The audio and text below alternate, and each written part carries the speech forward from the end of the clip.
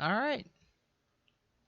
All I got to do is just wean him off the treats and get him to come here, Charlie, and then he comes in the door. Little lost as to how we got here from a hugging octopus. Because how we project our emotions Oh, onto animals. okay, yeah. There we go. In your words. I wouldn't say projecting. That's too big of a word for me. Anyway, yeah, so I just this whole thing is, and like I said, if you watch the video, it looked like it was pale. Mm-hmm. It wasn't really moving, and he just kind of scooped it up in this big cup and just kind of set it out in the water. Yeah. And that's when it regained its color and everything. I don't know. I think it was a hug. I think it was a thank you for saving my life. No, I think it was just probably clutching onto something, and didn't know what it was, and then sped off. And that's it. Well, the guy had walked away from it. Mm-hmm. That's where everybody's like, it was a hug because the guy had kind of started to walk away, Mm-hmm. and the octopus knew where the ocean was, but he followed the dude, and then put his tentacle over his foot. What if he was hungry? He's trying to eat his foot. That was a big dude and a little tiny octopus. It's probably not. What if it was a very hungry octopus? Well, then he failed because he turned around and walked away. No, I think we're safe to say no.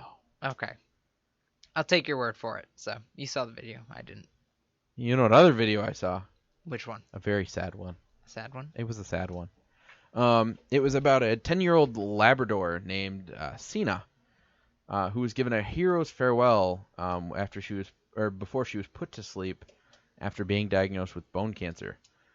Sina, who worked as a bomb-sniffing dog for the Marines, was given a military funeral in Michigan just days after its owner, Lance Corporal Jeff DeYoung, completed a bucket list for his beloved pet. DeYoung said he carried Sina across rivers, threw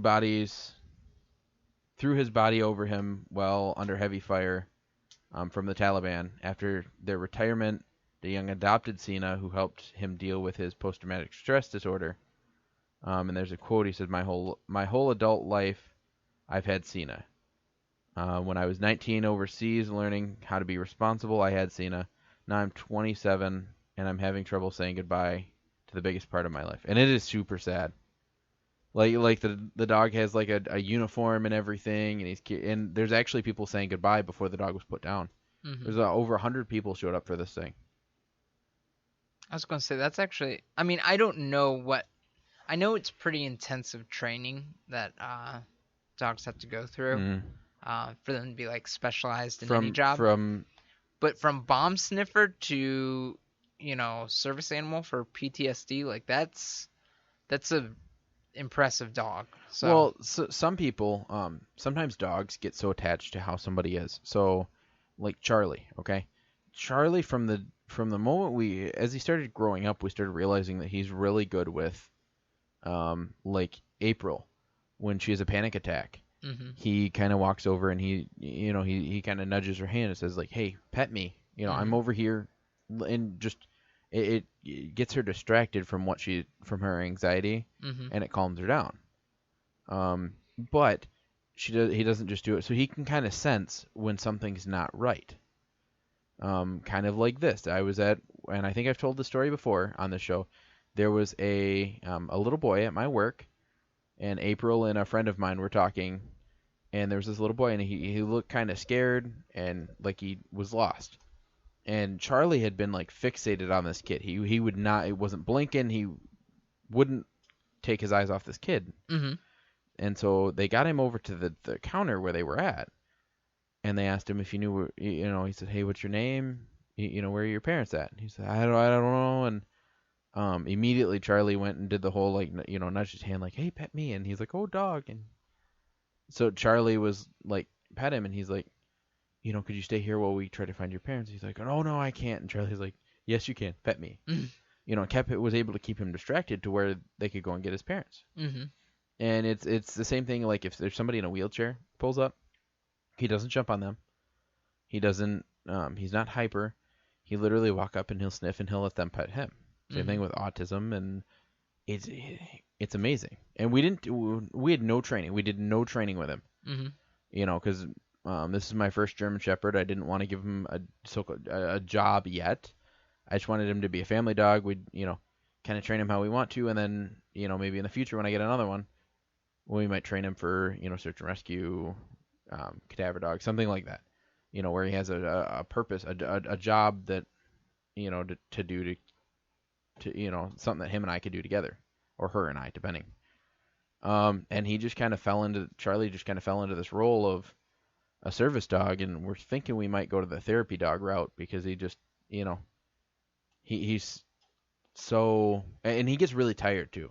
If he's in a place where there's a lot of emotion, like if there's people that are happy, people that are sad, he'll be tired. He'll literally, when we go home, he'll lay down for hours and go to sleep because he feeds off all the different emotions that there are. Mm-hmm. So it's really amazing.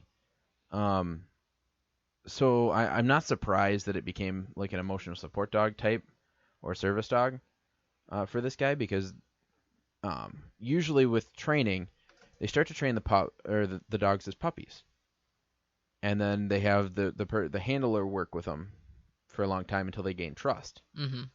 And then from there, that's when they complete their training. That's when they get deployed, and then he'll sniff bombs and things like that. And then I think a lot of the time when they get back, most of the handlers adopt the dogs if they can. But yeah, no, the training for any, whether it's bomb sniffing or anything, is very rigorous, and it does start when they were like the size that we got Charlie. We got my dog Charlie when he was 10 weeks old.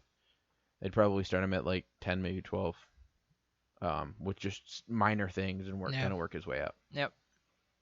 So anyway, so this was really sad, but like I said, over 100 people showed up to say goodbye to this war hero.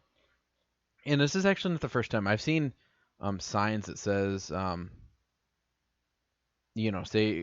say goodbye to a service dog, or part of our military or whatever. I've seen it on billboards. Mm-hmm. And I saw it the other day, and I'm like, that's weird. I've never seen it on a billboard before. What about you? Do you have any experience seeing this kind of stuff?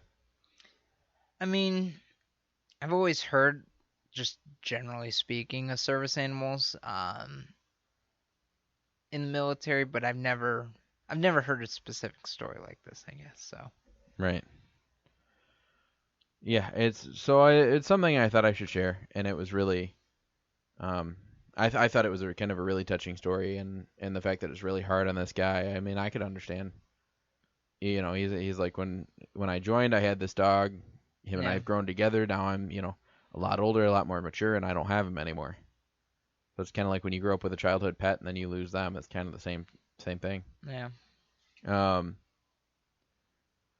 So, yeah. So Matthew, why does this say makeup for men? Well, we'll shift gears a little bit here, clearly. This, I Apparently. thought, was a hilarious story. So we're going from something, kind of bittersweet to something I think is just, oh my god, you'll die. Will I die? Yes, you'll die. All right, so... Well, only the good die young.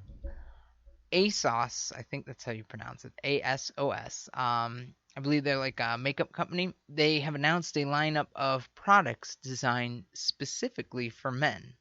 So they have liquid foundation for men, beard and brow filler, and mascara. Not mascara, mascara. So I don't know any guy that would wear mascara. I mean, I did find out after, since working since I started working where I work currently, and I grew this luscious beard, that there is a line of products just for beards. Yes. I found that out. Oh yeah. My girlfriend's like, why don't you use beard shampoo and conditioner? Your beard doesn't look healthy. And I'm like, I think it looks pretty healthy. And I'm like, there's no such thing. And lo and behold, there was such a thing. So now I own. Oh yeah. Now I own beard shampoo and conditioner because it really does. It's filled out my beard a little bit. It's made it I shower constantly, And every time I shower, I do it. My girlfriend would be like, "We don't have time," and I said, "I do it when I do my hair. We have time." Mhm. You know, I'll literally just grab one bottle, grab the other, and do it all at once. But it's one of those things that my beard's a lot softer. And it's a lot easier to comb. Like before, I'd be fighting to comb it. Yeah. It's a lot easier to comb. It's a lot easier to maintain, and things like that. Now I found out that they've got this stuff called beard wax, or it's like beard wax or beard oil, Mhm. and it gives because I guess there's different nutrients that are needed in facial hair than in Yeah. hair on your head. Yep. So this beard oil, I think it's like a beard oil, beard wax or whatever, is almost, it sounds kind of like a gel for beards, but it gives it like all the nutrients that apparently facial hair needs. Mhm. I haven't tried that yet. I haven't gotten into that. But everybody that I talk to says like you need to try it. It's one of the best things. But the point being, like, I guess male, But well, like, self-care, like, it's kind of ignored. Like, there's a lot of products out there for it. I mean, but nobody really knows about it. I was gonna say, the makeup aside right now, for just this minute, but point is, like, self-care we think is such a feminine thing, but it's like, no, there's a lot that, you could be doing, help take care of your own skin, so your own face. Well, and so I've always had the problem when I get out of the shower, the hair on my head is always kind of like, I say it's kind of frizzy. It's not like the girl's frizzy where it like, but I can literally like push I don't know, it's almost like it stands up straight, but it doesn't. And it's really, I really don't like it. So that's why I used to gel my hair all the time when I wasn't wearing a hat. And plus I like hats. So when I go to work now, my girlfriend showed me this. It's just kind of like an oil that you put in your hair, and it gives it a little bit of like that wet down look, but it also helps keep, it from getting that poofy. So I use that in her hairspray, and she's like, "You use all my hair product." I said, "I use one thing. Like I used her old stuff. That stuff is no longer available. So we tried something else. She didn't like it, but I did. So I'm using it, which makes it mine. She's using something else. And then, yes, I do use her hairspray that she doesn't use because my hairspray was gone. Because I had just like the pump bottle of just, something to keep the cowlick down. And Yeah. And I'm like, "Oh, I need to buy some." She's like, "No, you don't. I've got a bunch of it." Okay. So I use, but what you are saying is very true. There's a lot of, when it comes to guys, I mean, everybody showers regularly and things like that. But like I said, I had no clue that beard products were a thing. Yep. And I'm glad that they're a thing. Yep. My life is better because of it. But getting back to this, I think mascara, yeah, no. See, but the thing is, like, if you look around, historically and culturally, makeup has been used on men for a variety of. It's not, it's well, and I'm not normally like associated as. This is coming from a guy who may end up being a shrining clown one day. That's I'm still debating whether I want to do that or something else, but still, Exactly, yeah. But I don't. To me, that's different. Like, yeah, you're wearing makeup, but it's theatrical makeup. Right. In that it's case. Yes. I mean, yes, it's the same stuff that girls wear usually. Yep. It's the same stuff. It's just used in a different way. Yep. For theatrical makeup, but I mean, come on, man, scared. To me, it's just ridiculous that they gendered it. Like it's mascara. I was gonna, yeah, because liquid I don't foundation. Like if you need that, like just buy the. Why do you have to have mascara? Why can't? What's wrong with just mascara? Because it has to be manly. No, there's this thing, and I saw this the other day. So I work in a range, and there's shooting, and then there's archery, and there was a gentleman. He was a dad in with his son, and the son was shooting a compound bow.